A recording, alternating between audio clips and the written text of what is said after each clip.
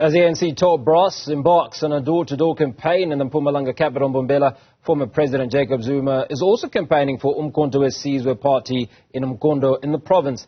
The governing party is preparing for its 112th birthday celebrations next Saturday at Mbombela Stadium. All this happens ahead of the much-anticipated general elections in a few months. Joining us now to discuss what the future holds for the MK, ANC and Zuma is political analysts Thobani, Zikalala and Professor Bheki, Mngomezulu. Gentlemen, very good evening. Appreciate your time. Professor Bheki, allow me to start off with you.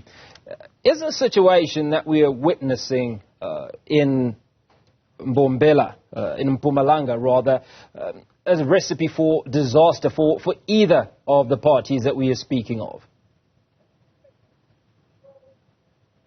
Thank you very much, Hugo, and compliments for the new year together with my colleague, Mr. Zikalala.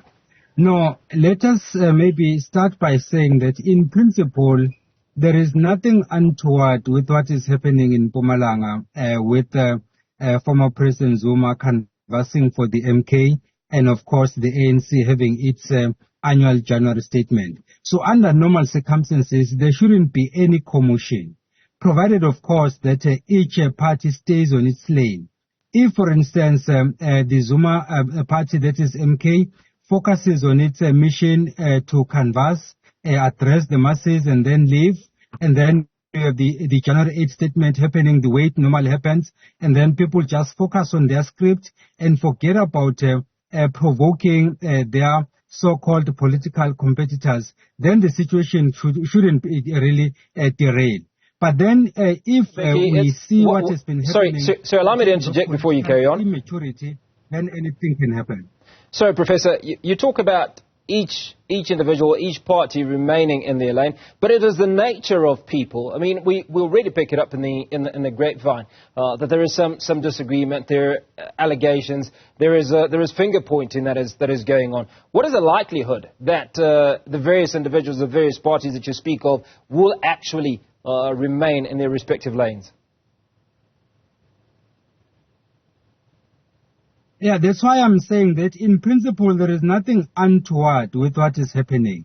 Because even if it was just another political party, any of the 600 political parties currently registered with the IEC, if they were to canvass in the same area that the ANC is having its January 8 statement, that shouldn't be a problem. Because you know what your mandate is, you know what you're promising to the electorate, then you just focus on that and forget about talking about other people.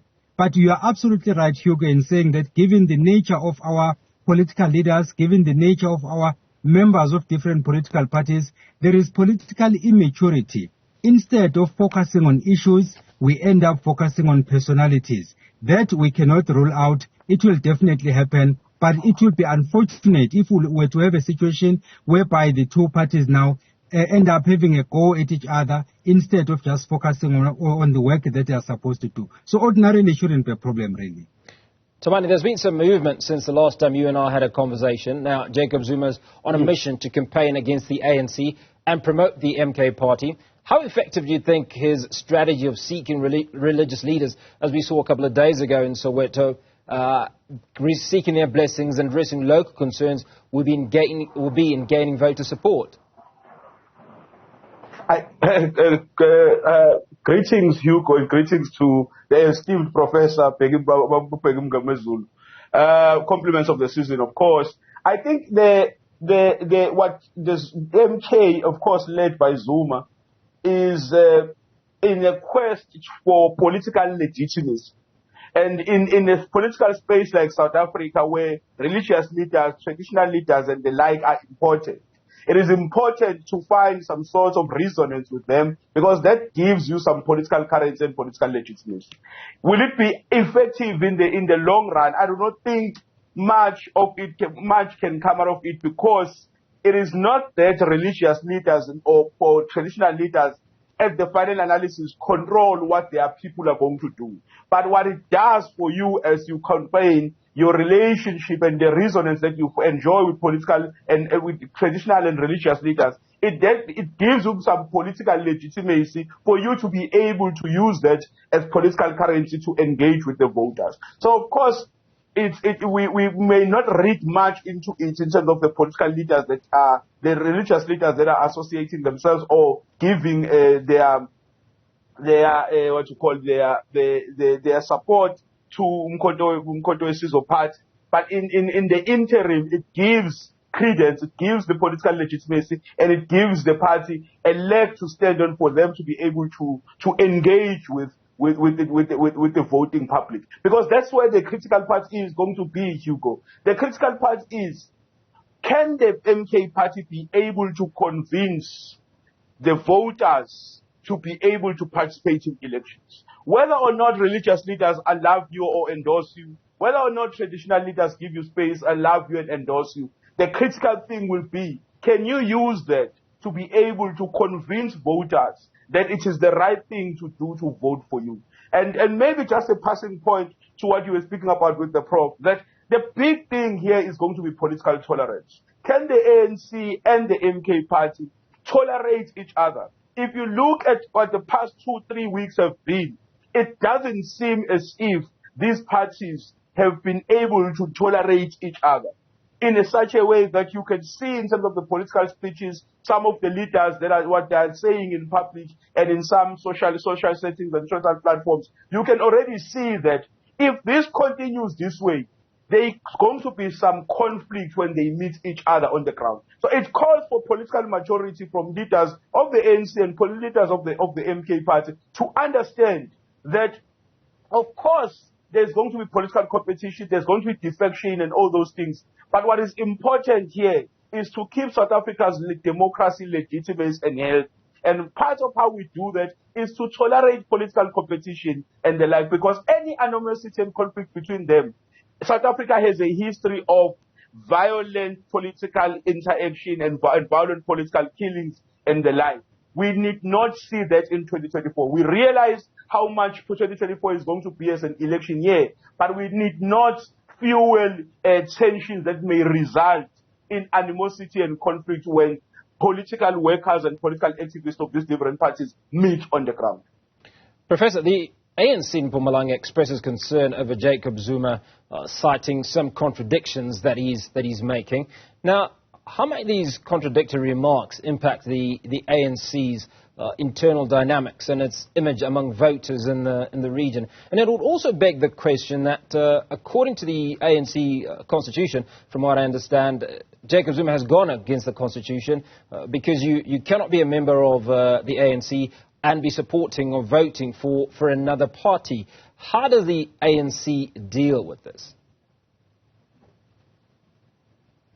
It needs political maturity. I concur with my colleague, Mr. Zikalala, that what you need here is political maturity and political tolerance. And also, I may add, you also need a consistency in implementing either the party policies or even the party's constitution, in this case, the ANC's constitution, because at the moment, we have not yet seen the constitution of uMkhonto weSizwe, but we know the constitution of the ANC. The question then will be, has that constitution been implemented consistently in the past? If the answer is in the affirmative, well and good. But if the answer is in the negative, then of course it means already we have a problem. Because it means we are going to implement this constitution in a particular way when we deal with Mrs. Zikalala, and then implement it differently when we deal with Mngomezulu. And that is a problem. The people normally cite Section 25 of the Constitution of the ANC, but then even that Constitution has not been applied the way it should and the way some of us understand it. Ordinarily, if I'm found to have done something wrong, I must be formally charged that I've done X, and then I'm called upon to appear before the Integrity Committee, assuming that the Integrity Committee also has integrity, by the way. And then once I appear there, you afford me an opportunity to present my side of the story, after which then can make a determination. I'll cite one example. Look at the case of Ace Magashule. Ace Magashule was not, in fact, suspended as a member of the party, but he was suspended as the SG of the ANC. And then all of a sudden, he was given 7 days to explain why he should not be expelled. He should not be expelled from the ANC. Were they applying Section 25 of the Constitution? I'm not too sure. So basically, the point I'm making here is you already have a constitution of the party which is clear on what needs to happen, but when it comes to implementation, we have a different ball game altogether, which is the same thing we find in government. We have many legislations, we have many policies, but the implementation part is where the problem is. Thobani, Professor raises an interesting point around whether or not the ANC follows through on what its constitution says it should do. Now, the potential difference between Ace Magashule and Jacob Zuma would be potentially KZN and the amount of power or influence, rather, that Jacob Zuma wields within that area. And this is a very, very important province to the ANC. Will the lack of action impact what happens in the upcoming elections in 2024? The first thing is, first of all, to agree with the Prof in terms of consistency in how ANC policy, how ANC constitution and the legislation is applied. I think that is all out there for everyone to see, that the constitution of the ANC has eyes, it can see, it can feel, and it can look at who is in front of it and who does what. I mean, many leaders and former leaders of the ANC has in some way brought the ANC into disrepute with their utterances in public and all those things. But no one says they must be brought to book. Of course, and this is the crux of it, that the ANC lacks political consistency, especially its leadership currently, because it's of the idea of the ANC that is led on factional lines, and this factional lines, and this has been evident for the past few years. On the issue of President Jacob Zuma, many people may not want to admit this, and we see some of the leaders of the ANC that they are in denial in terms of the influence and the character of who President Jacob Zuma is. Former President Jacob Zuma, as I said before on your platform, Hugo, is maybe the fourth in the top 5 of the most popular leaders of the ANC post 1994 at least. So that's not someone you can equate to. Seeing some of them in their speeches equating them to your Mosiwali Kotas and the Coke moment and whatnot. And this can be seen in how the ANC is acting. But in terms of its speech, it says something else. But in terms of its actions, because, for example, if the ANC was very clear that President Jacob Zuma has violated its constitution and must be brought into book, it should have done that long time ago. But it's dilly-dallying on the question because of recognizing of who Jacob Zuma is in this country, especially in this province. So, of course, they will have to be very careful. But I think push will come to shove at some time, and whether they like it or not, they will have to act. Because if they don't act, then they create some political ambiguity, and they create a political situation where the voter is confused, right? And of course, then again, you have a situation of instability inside the party, because the membership itself will ask questions of why is the former president not being dealt with in a way that we know the constitution of the ANC to say.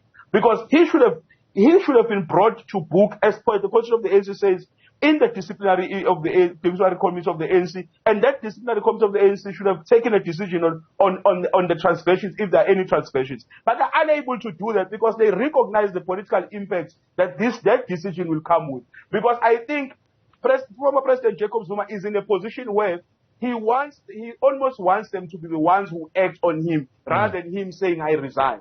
Because then, if you look at the political messaging, in the long while that we have known President Jacob Zuma since maybe around the time of 2005, his political messaging of his political career has always been on this idea of him being a victim of systems and victims of individuals in power. So I think even now, he's in a position where he can play that card. And that card is on the table. It's up to the ANC to make a decision on whether or not they give him the opportunity to play that card. And trust you me, if we know President Jacob Zuma as much as we've known him for the past few years, he is going to play that card. And when he plays that card becomes dangerous to the ANC, and it has become, as it has before, to those who have tried to deal with him when he ascended to the presidency of the ANC. So I think in as much as they act in denial and as if they are oblivious to the fact of who Jacob Zuma is, I think their calculations are in behind closed doors show that they recognize who the man is. Okay, that's where we're going to leave that conversation. Political analyst Thobani Zikalala and Professor Bheki Mngomezulu. Appreciate your time, gentlemen. Thanks so much for speaking to us on News Prime.